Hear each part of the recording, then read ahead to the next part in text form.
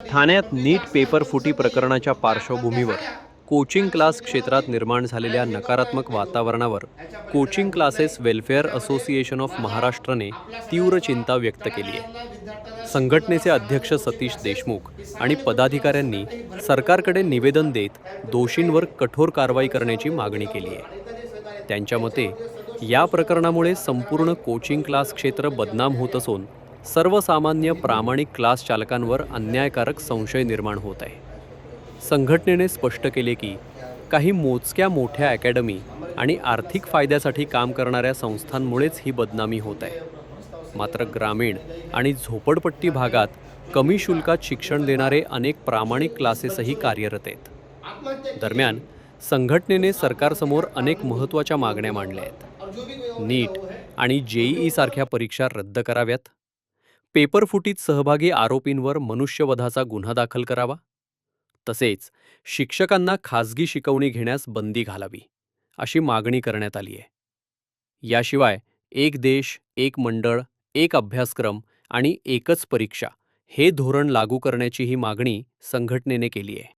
महत्त्वाचं म्हणजे नीट पेपर फुटीनंतर जो माध्यमांमध्ये आपल्यासारख्या बांधवांनी माध्यमांमध्ये जो विषय केलेला आहे तो महत्त्वाचा विषय। क्लासेस संचालक असे प्रकार करतात, मी सरळ सांगतो, हाताच्या बोटावरती मोजण्यासारखे क्लासेस संचालक आहेत जे गैरप्रकार करतात। याच्यामध्ये आमच्यासारखा सर्वसामान्य क्लासेस संचालक नाही, नसणार, कारण हे सर्व उच्चभ्रू असलेलं हे रॅकेट आहे, जाळ आहे। मी तर म्हणतो मोठेगावकर सर, कुलकर्णी सर यांनी आतापर्यंत लावलेला रिझल्ट खरोखर संशय आहे, प्रश्नचिन्ह आहे त्यांच्या प्रत्येक रिझल्ट वरती। मी म्हणतो गेल्या 10-15 वर्षातला त्यांचा रिझल्ट, कारण की कालचीच एक मी बाईट पाहिली, त्याच्यामध्ये स्पष्ट एका शिक्षकांनी सांगितलेलं आहे, त्यांच्या सहकार्याने सांगितलेलं आहे, 2002 मध्ये त्यांच्या विरोधात मी तक्रार दाखल केली होती। 2002 नंतर आज 2026, आज 14-15 वर्ष झालं त्या व्यक्तीने जर अपील केलेली आहे, त्यांनी जर ऑनलाईन कंप्लेंट केलेली, केंद्र शासनापर्यंत त्यांनी फॉलोअप घेतलेला आहे, त्यांच्यावरती कारवाई का नाही गेली? मला काल समजलं की काल त्यांचा क्लासेस पुन्हा चालू करण्यात आला, मोठेगावकर सरांचा। कोणत्या धर्तीवरती त्यांचा क्लास चालू केला गेला?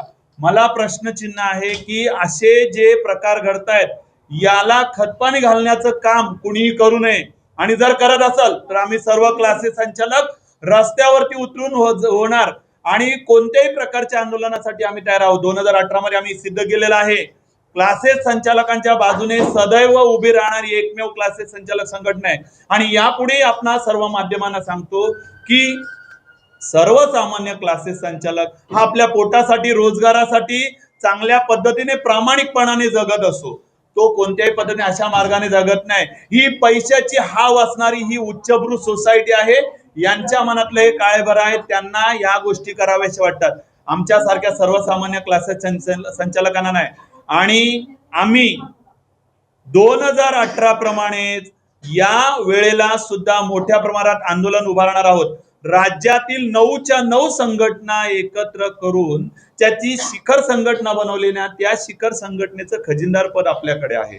आणि या शिखर संघटनेने 27 तारखेला आझाद मैदानामध्ये धरणं आंदोलन उभारलेलं आहे। हे आपण पत्रकारांच्या माध्यमातून आम्ही तुम्हाला सांगतो, याची प्रोसिजर चालू आहे। काल सुद्धा रात्री 12 वाजेपर्यंत आमची ऑनलाईन मीटिंग चालू होती। 27 तारखेला आझाद मैदानामध्ये आम्ही धरणं आंदोलनासाठी बसणार आहोत आणि महाराष्ट्र राज्याचे मुख्यमंत्री साहेब, उपमुख्यमंत्री साहेब यांना निवेदन देऊन या नीट सारख्या परीक्षा, ज्या खरोखर केंद्र शासनाकडून किंवा सेंट्रल कडून येणाऱ्या परीक्षा, या परीक्षांवरती आमचं खरोखर प्रश्नचिन्ह आहे।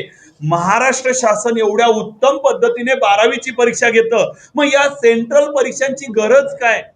कारण या परीक्षा नेट, जेईई या कमर्शियल परीक्षेत याच्या माध्यमातूनच क्लासेस संचालक हा मोठ्या प्रमाणामध्ये गरिबांचे पैसे आकारत असतो। हा क्लासेस संचालक जो आहे ना, मी पाहिलं यामध्ये अनेक विद्यार्थी आहेत, त्यांच्या पालकांनी त्यांच्या जमिनी विकलेल्या आहेत, त्यांचे घर विकलेले आहेत, पण त्यांनी त्यांच्या मुलांना या नीटच्या क्लासेससाठी जॉईन करण्यासाठी खर्च केलेला आहे।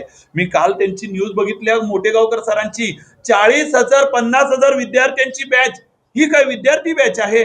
आम्ही राज्य शासनाचा जो GR आलेला आहे ज्याच्यामध्ये क्लासेस संचालकांवरती नियंत्रण आणण्याचा प्रयत्न करत आहेत. आम्ही 2023 मध्ये, 2021 मध्ये, 2026 मध्ये, आम्ही 17 मध्ये आम्ही प्रत्येक वेळेला शासनाला सांगतोय की तुम्ही शासनाने क्लासेस संचालकांवरती नियंत्रण आणावं, किंबहुना त्याच्यातून राज्य शासनाला चांगल्या प्रकारचं टॅक्स मिळेल.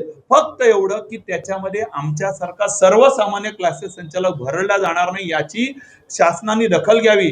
आमच्या तर्फे आमच्या कमिटीतील जे सदस्य आहेत त्यांना जर या राज्य शासनाच्या कमिटीमध्ये जर घेतलं तर खरोखर सर्वसामान्य क्लासेस संचालकांना न्याय मिळेल.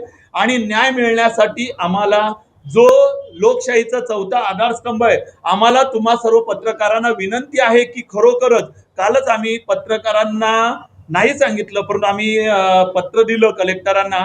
त्यांना पत्र दिल्यानंतर त्यांनी सुद्धा हीच खंत व्यक्त केली की खरोखर पत्रकार हे खरोखर तुम्हाला चांगल्या प्रकारे सहकार्य करू शकतात. मी तुम्हाला सर्वांना सांगू शकतो 27 तारखेच्या या आझाद मैदानातील आंदोलनामध्ये आपण सर्वांनी सहभागी व्हावं आणि खरोखर गोर गरीब मुलांना खरोखर न्याय मिळवून देण्यासाठी ही वेळ खरोखर योग्य आहे. अभी नहीं तो कभी नहीं.